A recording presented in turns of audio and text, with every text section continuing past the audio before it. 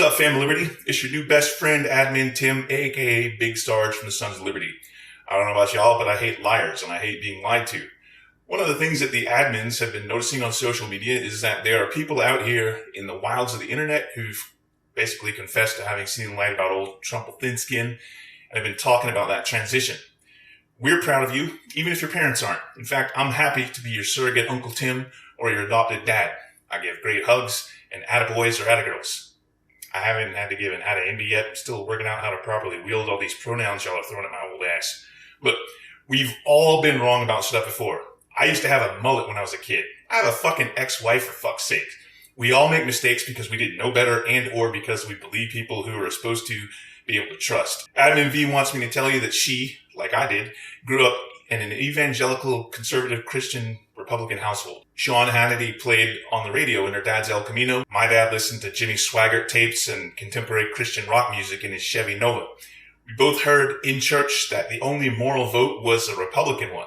She believed it all until she learned that she'd been indoctrinated into those beliefs and she didn't really believe them herself. When she was presented with new information, she changed her mind. And she knows so many people with that same story.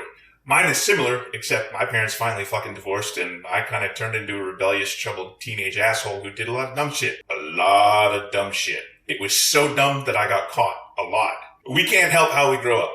We can't help what we're taught to believe. We can't choose to be born into the families we were born into. However, what we can do is we can hope that when we're presented with new information and a broader world, we can change our minds. It's never too late to stop doing the wrong thing. The right likes to call this flip-flopping and not sticking to your guns. They try to make you feel bad about it. They want to shame you and make you feel shame for not sticking with the goddamn party line. They're fucking wrong. Growth is a good thing, and sometimes that should be encouraged. When we were kids, G.I. Joe always had a lesson at the end of the cartoon where someone would say, "And knowing is half the battle." That stuck with a lot of our generation. It should have taught us that when we're presented with something we didn't know before, we can do better next time with those new facts. We should always want to learn. If you're sitting here thinking, I don't know what I believe anymore, good news. You're not alone. A lot of us have walked that path before. Join the fucking club. It's a hard road, but it's worth it, and you're welcome here. Trump Thin Skin and his partner in crime, J.D. Bowman, Shady Vance, a.k.a. Vladimir Futon, a.k.a. Jimmy Couchfucker, a.k.a. a hand solo sitting on the casting couch, are lying to you. Here are some things that should make you change your mind. And if you're viewing this on our YouTube channel, the channel description will have all the receipts. And no, watching the Rogan Experience on YouTube looking for Bro Rogan say-so doesn't count as I get my homework. Number 1, Biden did not steal the election. There's no reliable source that thinks that happened. Even Trump's own cronies don't believe it. They've said so, and they've reported that Trump mocks the idiots who believe this bullshit. Look, let's be real. If there were any truth to that story, do you think the party of law and order, which has among its ranks people who aided and abetted and encouraged the January 6th insurrectionists, would not have immediately kicked Biden out of office? The logic just doesn't make any fucking sense. Number 2, Trump took top secret documents from the White House to Mar-a-Lago and stored them inappropriately. When the U.S. government asked for them back, he refused. This forced a raid and allowed him to play the victim.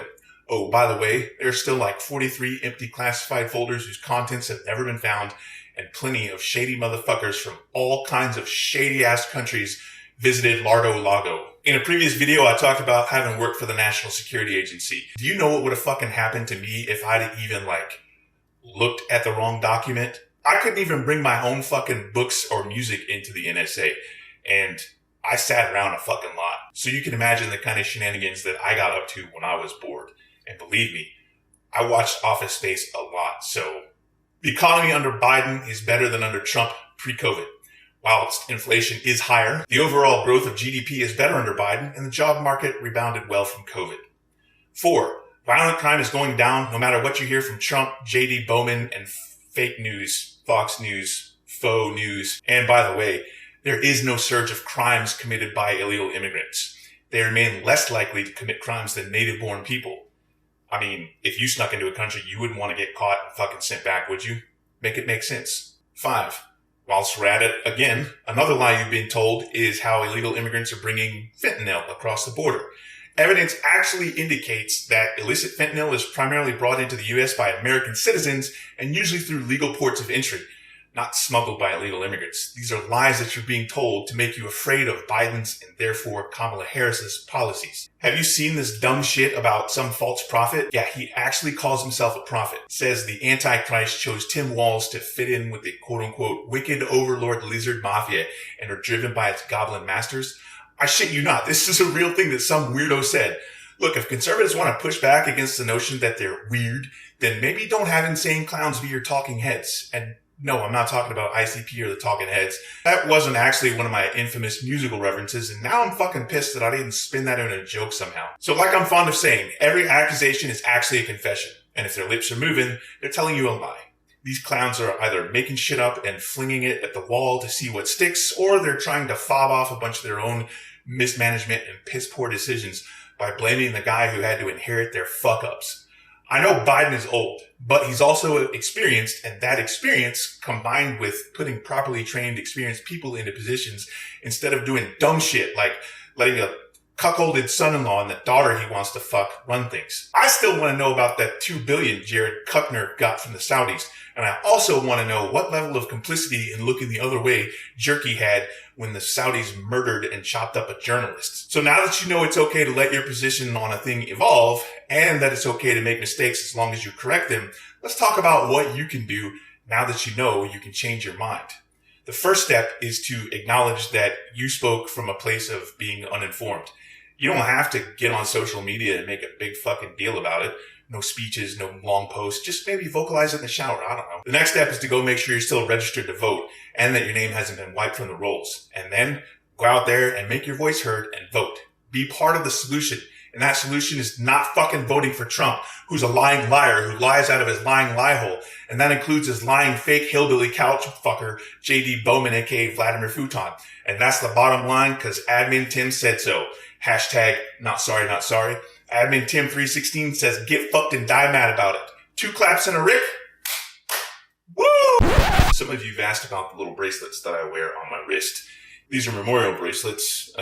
One is for Sergeant First Class Alwyn Cash, and one is for Specialist Jamison Linskog. They were killed in Iraq and Afghanistan, respectively. The stories of the events that led to their being killed in action are, I can't even talk about them without getting worked up, so I'm not gonna. Just go look them up. I'll post their names in the video description somewhere on the YouTube channel. I wear their bracelets partly to remember their sacrifices that they made for their friends. I also wear them to remind me to do what's right unhesitatingly the first time, every time. It's a tough job. Sometimes I falter, sometimes I fall along the way, but I've got people who love me to help me stay on the straight and narrow, and I've also got these reminders. I don't really take them off for anything except maybe getting in the shower and when I go to bed at night. Otherwise, I wear them to the gym. I wear them under my wrist straps when I work out. I don't know what else to say about it except go read their stories, and you can get yours on any number of websites. I got mine from like memorialbracelets.com.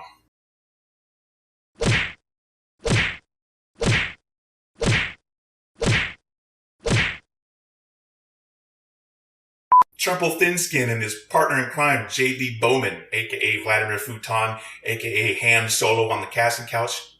God, that's going to be a nasty cum-stained couch.